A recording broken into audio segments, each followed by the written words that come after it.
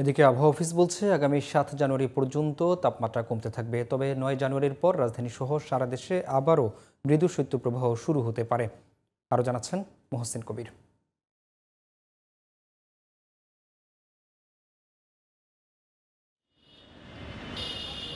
কুয়াশায় ঢেকে থাকা সূর্য দুদিন বাদে শনিবার সকালে উঁকি দিয়েছে রাজধানীতে। ফলে শীতের জড়তা কাটিয়ে জনজীবনে ফিরেছে কর্মচাঞ্চল্য। শনিবার ছিল রাজধানীতে মৌসুমের সর্বনিম্ন তাপমাত্রা ১৩ ডিগ্রি সেলসিয়াস।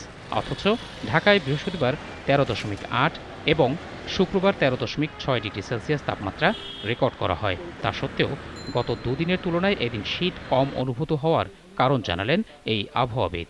আজকে ঢাকার তাপমাত্রা কমে গেছে, কিন্তু সর্বোচ্চ এবং সর্বনিম্ন তাপমাত্রা পার্থক্য বৃদ্ধি পেয়েছে, ৩ ডিগ্রি হয়েছে।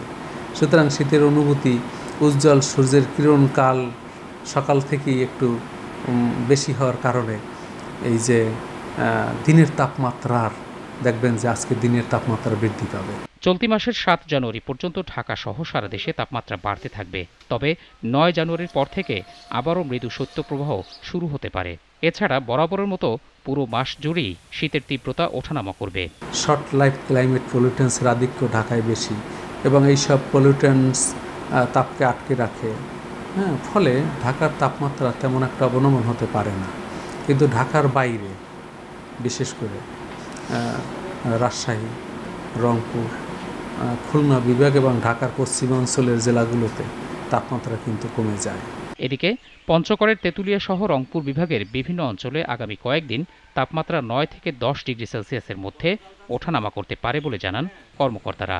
এছাড়া টেকনাফ ও কক্সবাজার সহ উপকূলীয় এলাকায় রাতের তাপমাত্রা ১২ থেকে ১৮ ডিগ্রি সেলসিয়াস থেকে ৩০ ডিগ্রি পর্যন্ত উঠতে পারে বলে জানান তারা। মোহসিন কবির, জিটিভি নিউজ, ঢাকা।